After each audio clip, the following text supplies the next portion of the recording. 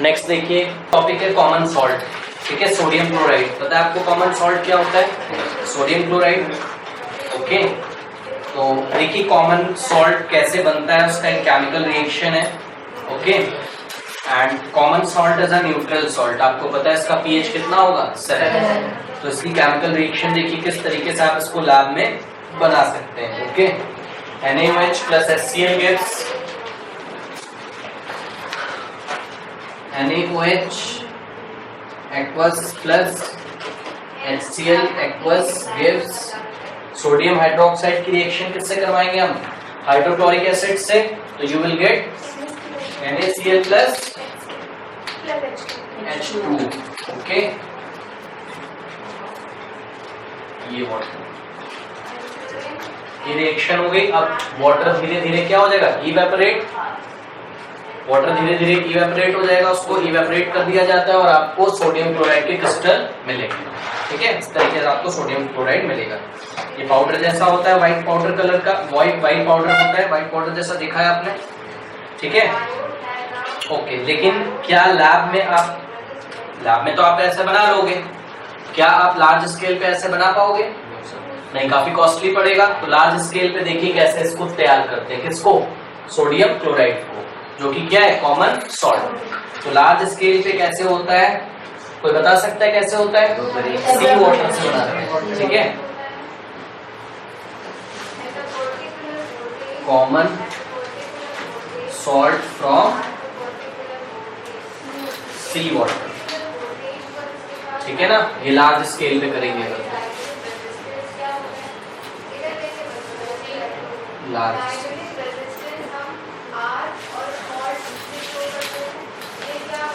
तो common salt is obtained from sea water by the process of evaporation. Process का नाम क्या है? इवेपोरेशन। इसमें क्या किया जाता है? इसमें समुद्र के किनारे हम ऐसे शैलो पूल बनाते हैं। शैलो पूल मीन्स ज्यादा गहरे नहीं होते वो। ठीक है, ये देखिए पूल हमने ऐसे बनाए हुए हैं और इसमें वाटर हम कलेक्ट कर लेते हैं। किसका? सी वाटर का, और वो इवेपोरेट हो जाता है और फाइनली आपको क्या मिलता होगा? NaCl। लेकिन ये प्योर नहीं होता है, इसमें कुछ इम्प्योरिटीज भी होती हैं। फिर हम इसका प्यूरिफिकेशन करते हैं। ठीक है ना, इस तरीके से आपको सी वाटर से मिल जाता है कॉमन सॉल्ट। नेक्स्ट है common salt from underground deposits.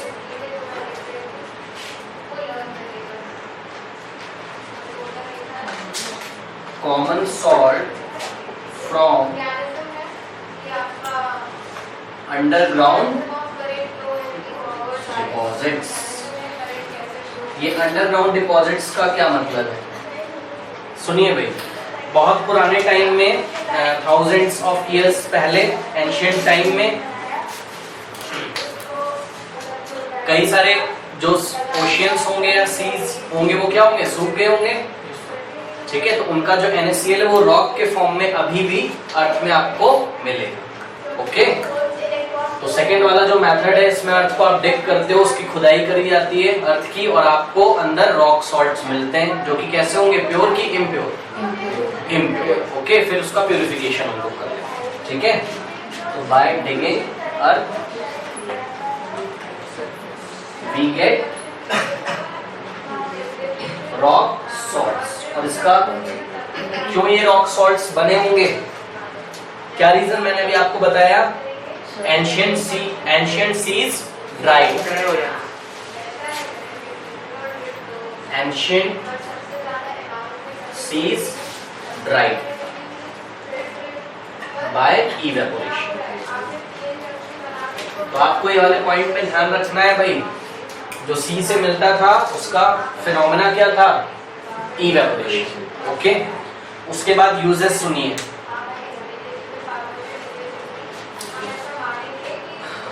Common salt की हेल्प से आप कुछ और सॉल्ट बना सकते हैं, जैसे कि सोडियम हाइड्रोक्साइड, जिसका कॉमन नेम क्या है? कॉस्टिक सोडा के नाम से इसको जाना जाता है। ये इसमें कंफ्यूज मत होना, क्योंकि एग्जाम में देखिए इसके नाम से आएगा।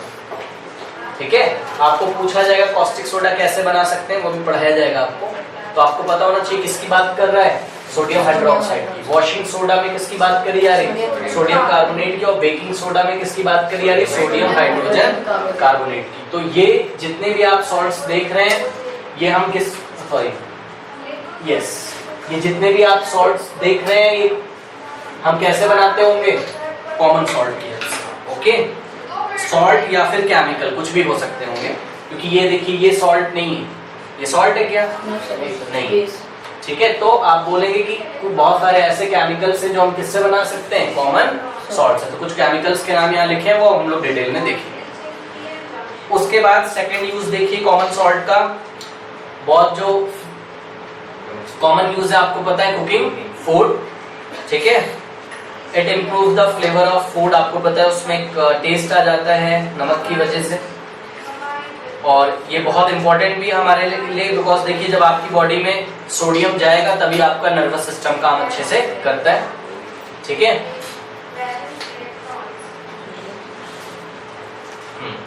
और ये जो आप NaCl खाते हैं फूड में, इसी की वजह से आपके स्टमक में अच्छे से डाइजेशन हो पाता है। क्यों? क्योंकि NaCl की वजह से उसमें Cl मौजूद है ना, वो सपोर्ट करता है किसको?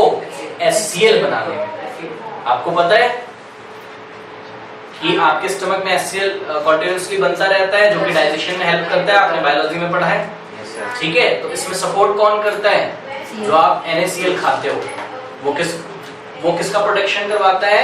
HCl। ओके, ये भी आपको ध्यान रखना है। ये सब बुक में दिया हुआ, आप पढ़िएगा, बस मैं डिस्कस कर ले रहा हूँ।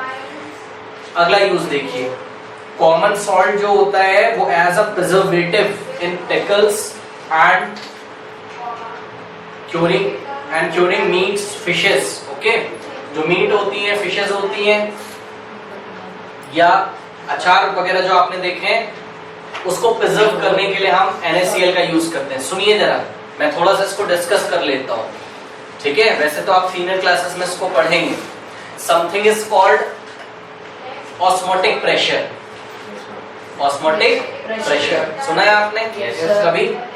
ठीक है, तो ये मीट का पीस है, इस पे ऐसा नमक का छिड़काव करके उसको रखते हैं। सुनिए क्या होता है, अगर कोई बाहर से बैक्टीरिया वगैरह आता है तो बाहर नमक का कंसंट्रेशन कैसा है? ज्यादा है, और मीट में कंसंट्रेशन कैसा है? कम। तो हम बोलेंगे कि नमक का छिड़काव करने से ऑस्मोटिक प्रेशर क्या हो गया? बढ़ गया। ऑस्मोटिक प्रेशर क्या हो गया? इंक्रीज। इस वजह से ध्यान रखिए जरा, वाटर बाहर से कहां फ्लो करेगा? अंदर। अगर उस पर कोई बैक्टीरिया वगैरह अटैक भी करते हैं तो उनकी बॉडी में भी तो कुछ ना कुछ क्या होता होगा? वाटर। वो वाटर कहां से कहां जाता है? बाहर से अंदर। ऑस्मोटिक, वैसे भी आप इस चीज को शायद ना समझ पाए, आपको 11th क्लास में, 12th में हालांकि बहुत अच्छे से समझ में आएगा कि ऑस्मोटिक प्रेशर क्या होता है, क्या होता है। बस अभी मैं सिर्फ इतना बताना चाहता हूँ कि अगर आप बाहर नमक का छिड़काव कर देंगे तो जो मीट में वाटर का कॉन्सेंट्रेशन है ना, वाटर का जो क्वांटिटी है, वो बाहर नहीं जा पाता। अगर मीट से वाटर बाहर चला जाएगा तो मीट क्या हो जाएगा? खराब हो जाएगा, श्रिंक हो जाएगा। या आप दूसरे शब्दों में बोले तो आप बोलेंगे कि बैक्टीरिया ने उस पर क्या कर दिया? अटैक, और वो डिके हो गया। ठीक, डिके कब होना शुरू होगा? जब उसमें से उसका वाटर निकल जाएगा। तो जैसे ही कोई बाहर से यूनिसेलुलर ऑर्गेनिज्म उसको अटैक करता है तो नमक पड़े होने के कारण वो उसको अटैक नहीं कर पाता। अटैक ना करने का क्या मतलब है? अटैक ना करने का मतलब ये है कि वाटर का फ्लो अंदर से बाहर नहीं होगा, बल्कि कहां से होगा? बाहर से अंदर। इसी को हम बोलते हैं कि ऑस्मोटिक प्रेशर क्या हो गया? बढ़ गया। और मीट का जो वाटर है वो बना हुआ है वैसे ही नेचुरल फॉर्म में जितना था उसमें, इसलिए मीट खराब नहीं होगा काफी समय तक, फिश खराब नहीं होगी। ठीक है, इसी तरीके से पिकल भी खराब नहीं होता है। ऑस्मोटिक प्रेशर नमक डालने से क्या होता है? बढ़ जाता है। और सुनिए, नमक का हम लोग छिड़काव करते हैं, मतलब NaCl का हम लोग छिड़काव करते हैं ऐसी कंट्रीज में जिन कंट्रीज में बर्फ बहुत ज्यादा गिरती है, ठंडा मौसम होता है। ठीक है, तो देखिए कैसे करते हैं हम लोग। ये रोड है, इस पे ये देखिए आइस जमी पड़ी हुई। ठीक है, आपने बाहर से किसका छिड़काव कर दिया? सॉल्ट का, NaCl का। इससे क्या होता है कि वैसे तो बर्फ कितने टेम्परेचर पे मेल्ट होती है बताइए? 100 डिग्री। अच्छा, 0 डिग्री सेल्सियस पे मेल्ट होती है।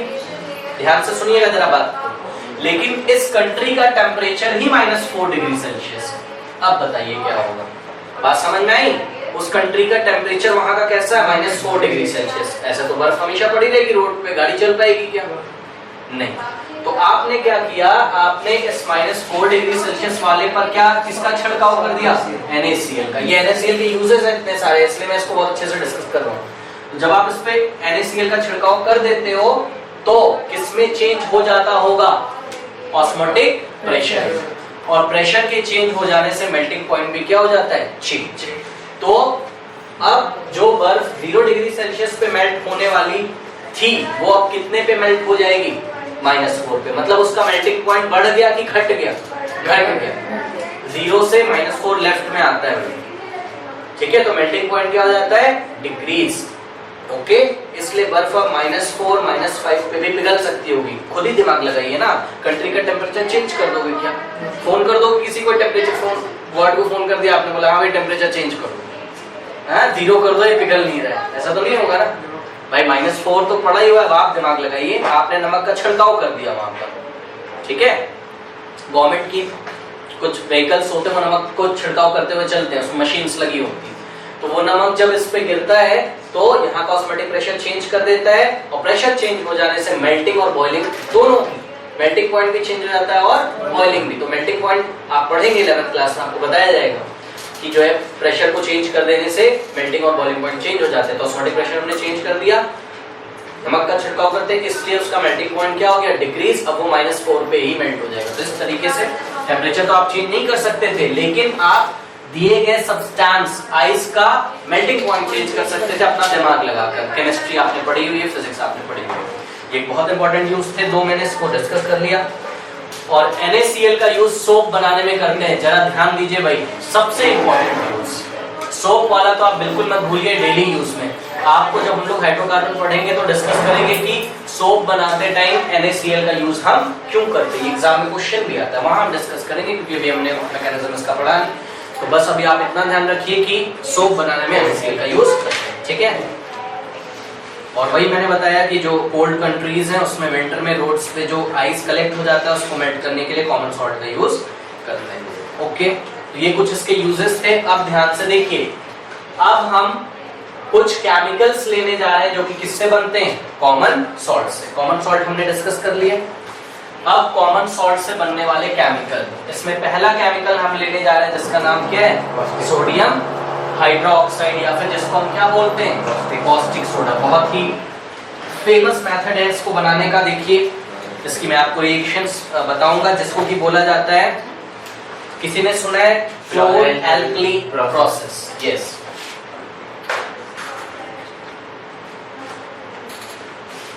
क्लोर एल्कली प्रोसेस। सुनिए जरा, क्लोर एल्कली प्रोसेस क्यों बोला जाता होगा?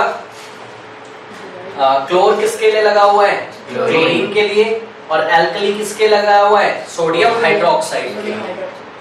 क्लोर लगा है क्लोरीन के लिए और एल्कली लगा हुआ है सोडियम हाइड्रोक्साइड के लिए, ठीक है। क्या बनाने जा रहे हैं हम? यस, फर्स्ट टॉपिक हमने उठाया है, दैट इज सोडियम हाइड्रोक्साइड। कौन से प्रोसेस से बनता है ये?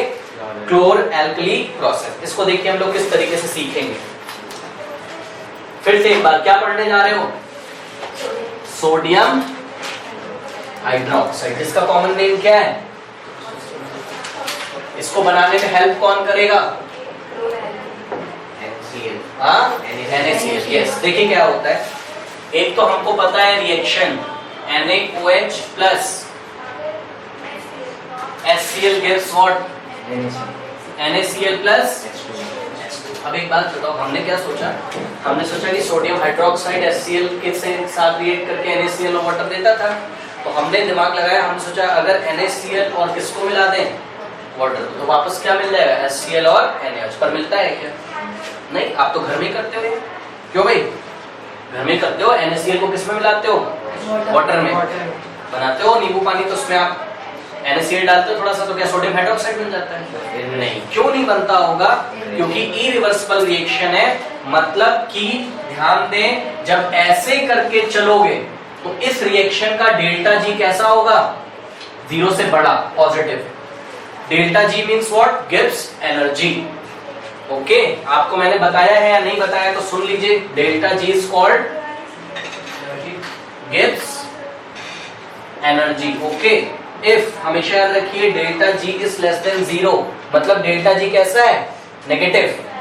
0 से छोटा का मतलब क्या होता है? नेगेटिव। तो if delta G is negative means reaction is spontaneous. Reaction is spontaneous. Spontaneous means what? कोई भी एनर्जी सप्लाई करने की आपको जरूरत नहीं पड़ेगी, वो अपने आप होगा। जैसे कि शुगर का वाटर में सॉल्यूशन बनता है, वो अपने आप बनता है, आपको एनर्जी नहीं सप्लाई करनी है कोई। ओके, नेक्स्ट देखिए, if delta G is greater than 0 means delta G is positive. If गिव्स energy is positive then the reaction is non spontaneous, मतलब आपको बाहर से क्या लेनी पड़ेगी? एनर्जी। तो वही रीजन है, जब आप ऐसे चलने की कोशिश करते होंगे तो डेल्टा जी रिएक्शन का कैसा है? पॉजिटिव। मतलब आपको क्या सप्लाई करनी पड़ती होगी बाहर से? एनर्जी। ओके, तो देखिए किस तरीके से। तो ये नहीं बन पाया तो हम लोगों ने क्या किया? यस, अब हम लोग क्या करेंगे? इलेक्ट्रोलाइसिस करेंगे। ठीक, तो इलेक्ट्रोलाइसिस किस तरीके से करते हैं देखिए।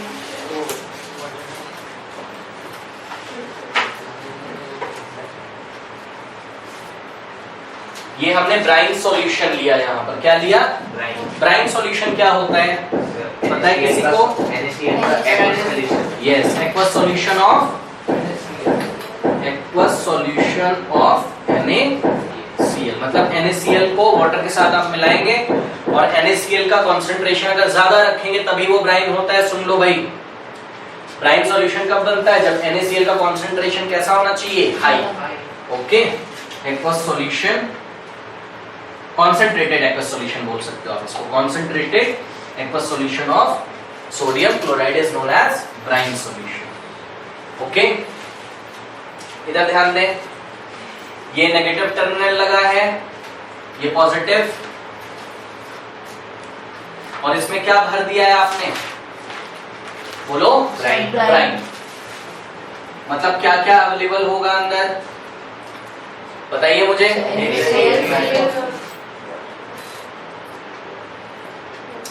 NaCl और वाटर। ठीक, brine means NaCl plus water. Okay, now NaCl क्या देगा आपको? इधर ध्यान दें, ये नेगेटिव है और ये क्या है? पॉजिटिव। इधर देखो जरा, NaCl आपको क्या देगा? Na प्लस Cl माइनस, और H प्लस OH माइनस आपको क्या देगा? H प्लस OH माइनस को देखने की कोई जरूरत नहीं है, अगर आपको देखना हो तो देख लो। देखिए इतने सारे आयंस आपको मिलेंगे अंदर कि नहीं मिलेंगे? हाँ, अब देखिए क्या होता है। स्विच ऑन कर दीजिए, स्विच ऑन। करंट फ्लो करेगा कि नहीं करेगा? करेगा। बाहर से आप एक क्या सप्लाई कर रहे हैं? एनर्जी। अब देखिए इसमें दो चीजों में कंपटीशन होता है। आपके पास दो प्लस आयन अवेलेबल हैं। कौन कौन? H plus and Na plus.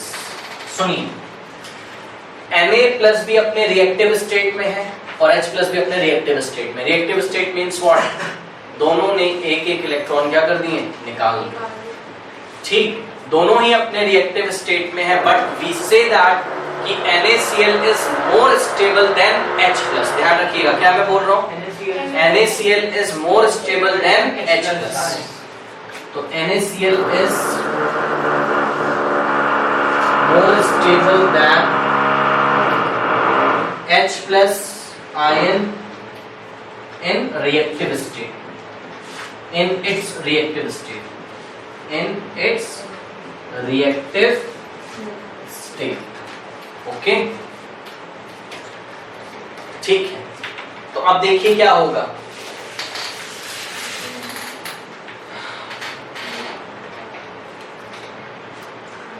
इधर ध्यान से देखिए, H प्लस आयन कैसा है, स्टेबल की अनस्टेबल? अनस्टेबल। यस, तो नोट कर लेते हैं, H प्लस कैसा है? अगर वो अनस्टेबल है तो उसको क्या चाहिए? इलेक्ट्रॉन। हाँ, इलेक्ट्रॉन अगर मिल जाए तो H प्लस से पहले तो वो क्या बना देगा? H एटम, और एटम एटम के साथ मिलके क्या बना देंगे? हाइड्रोजन का गैस, मॉलिक्यूल मतलब हाइड्रोजन। ओके, तो देखिए ये किधर भागेगा? H प्लस आयन किधर जाएगा? ये यस, ये कहाँ जाएगा? देखो ऐसे मत बोलो कि कैथोड पे जाएगा, आप बोलो ये नेगेटिव पे जाएगा, ऐसे बोलो। कैथोड तो अभी देख लेंगे क्या होता है। कैथोड और एनोड का कोई डेफिनेशन नहीं होता, मैंने आपको बताया है। ठीक, तो ये H प्लस किधर जाएगा? नेगेटिव पे जाएगा। और इसको यहाँ पर क्या मिलेगा? इलेक्ट्रॉन मिलेगा। क्यों भाई इलेक्ट्रॉन? अब उसकी खोज करते हैं। Cl माइनस जो होता है, chloride ion. Okay, class 10th में आपने क्लास 10th में आपने एक चीज पढ़ाई गई थी आपको, या नहीं पढ़ाई गई थी? तो मैं आपको बता दूं, सुन लीजिए। या 9th में हमने पढ़ी थी कि कैटायन का साइज जो होता है वो अपने पैरेंट एटम से छोटा होता है। याद है आपको? हाँ, यस सर। नहीं पता है? Na का साइज और Na प्लस के साइज में अगर कंपटीशन आप करेंगे तो Na प्लस का साइज कैसा होगा? छोटा। छोटा। लेकिन अगर आप Cl और Cl माइनस में कंपटीशन करेंगे तो Cl माइनस का साइज कैसा होगा? बड़ा। ठीक, अभी के लिए तो बहरहाल इतना याद करो कि जब इलेक्ट्रॉन निकल जाए, मतलब कैटायन का साइज अपने पैरेंट एटम से छोटा होता है और एनायन का साइज अपने पैरेंट एटम से बड़ा, क्योंकि इसने इलेक्ट्रॉन ले लिया है ना। ठीक है, मैं ज्यादा उसको डिटेल में नहीं डिस्कस करूंगा, ये बात हम करेंगे पीरियोडिक टेबल में। बस अभी आप इतना ध्यान रखिए जो बता रहा हूँ, क्योंकि तो उसमें टाइम लग जाएगा फिर फालतू में। Cl माइनस साइज कैसा? बड़ा। देखिए इधर ये Cl माइनस एक ही घूम रहा है क्या? और भी है। तो अगर दो Cl माइनस इधर अट्रैक्ट हो जाए, किधर? पॉजिटिव की तरफ। ओके, फिर क्या बोलेंगे? आप बोलेंगे OH minus is more stable then Cl minus. तो OH माइनस नहीं जाएगा वहां, जो अनस्टेबल है वो जाएंगे वहां। कौन अनस्टेबल है? Cl minus. वो एकदम परेशान हो रहा है, कह रहे फालतू में इलेक्ट्रॉन कहां से आ गया ये। एक ध्यान से देखिए, दो लोग परेशान हैं यहाँ। पहला कौन? H प्लस, वो भी अनस्टेबल। वो क्या कहां चला गया मेरा? और ये क्या कह रहा है? कहां से एक आ गया। ये अनस्टेबल है, वो यहां जाएगा अट्रैक्ट होके। ऐसे आप इसको याद कर सकते हैं। Cl माइनस एक आया, क्या अकेला एक आया? नहीं, एक और आएगा। अगर एक और आएगा, और Cl माइनस के साइज कैसे होते हैं? बड़े। जब साइज बड़े होंगे दोनों के, वेरी बिग है, तो ये आउटर मोस्ट के जो एक्स्ट्रा इलेक्ट्रॉन आया उसको होल्ड नहीं करेगा। जब पास आएगा तो क्या करेगा? रिपेल। इधर भी नेगेटिव है और इधर, और नेगेटिव नेगेटिव क्या करेगा? रिपेल करेगा आपस में, और इलेक्ट्रॉन दोनों छूट जाएंगे। एक इसका छूटेगा और एक इसका छूटेगा। तो आप इसको कैसे दिखाएंगे? आप बोलेंगे 2Cl माइनस थे, उन्होंने दो इलेक्ट्रॉन क्या कर दिए? निकाल दिए। एक पहले क्लोराइड आयन ने निकाला और एक दूसरे ने। जब निकाला होगा, ऐसे देख सकते हो, Cl ये निकालेगा तो क्या बनाएगा? Cl का एटम प्लस एक इलेक्ट्रॉन। बताइए रिएक्शन की नहीं है ना? 9th क्लास में हमने किया था, यहाँ से इलेक्ट्रॉन हट जाएगा, ये Cl बन गया और इलेक्ट्रॉन निकल गया। इसी तरीके से एक और Cl माइनस ले लो, ये भी क्या करेगा? एक इलेक्ट्रॉन निकाल देगा। अब दोनों को जोड़ दीजिए, तो दोनों को जोड़ के क्या बोलोगे? 2 times Cl gives Cl will combine to form Cl2। आपको पता है क्यों भाई? Cl सिंगल बॉन्ड Cl बनेगा कि नहीं कोवेलेंट बॉन्ड? क्लास 9th में हमने किया था। तो ये बना देगा क्लोरीन गैस का मॉलिक्यूल, और इलेक्ट्रॉन प्लस इलेक्ट्रॉन 2 इलेक्ट्रॉन। ये कहाँ होती है घटना? पॉजिटिव प्लेट पे। और जो इलेक्ट्रॉन निकले वो ऐसे करके चलेंगे। क्यों भाई? जो इलेक्ट्रॉन इधर से निकले वो ऐसे करके चलेंगे, क्योंकि आपको पता है करंट कैसे चलता है? पॉजिटिव से। और करंट कैसे चलता है? इलेक्ट्रॉन की नेगेटिव, सॉरी इलेक्ट्रॉन के जस्ट अपोजिट। तो चल तो रहा है, ये तो पॉजिटिव प्लेट था। इलेक्ट्रॉन ऐसे आते, किसने छोड़ा? क्लोरीन ने। वो ऐसे करके गया, और करंट कैसे चल रहा है? ऐसे। तो जब इलेक्ट्रॉन छूटे दोनों, कितने छूटे? दो। दो यहाँ पर आएंगे और यहाँ पर दो हाइड्रोजन के आयन आएंगे और हाइड्रोजन के आयन उन इलेक्ट्रॉन्स को ले लेंगे। दो हाइड्रोजन के आयन आएंगे, दो इलेक्ट्रॉन को ले लेंगे और क्या बनाएंगे? दो हाइड्रोजन का एटम। न्यूट्रल हो गया ना? दो हाइड्रोजन का एटम जब बनाएगा और दो हाइड्रोजन का एटम मिलके क्या बनाएगा? Hydrogen gas. तो यहाँ पर क्या निकलेगा?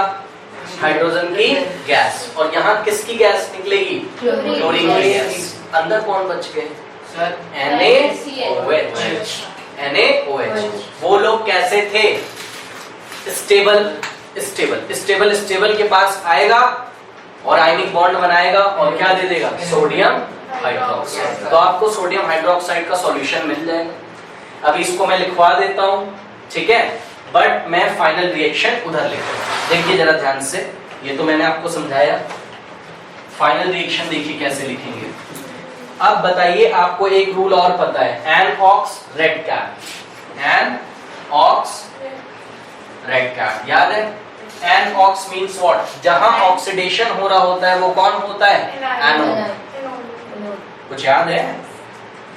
जहां ऑक्सीडेशन होता है वो कौन होता है? एनोड। और ऑक्सीडेशन मींस व्हाट? इलेक्ट्रॉन का निकलना।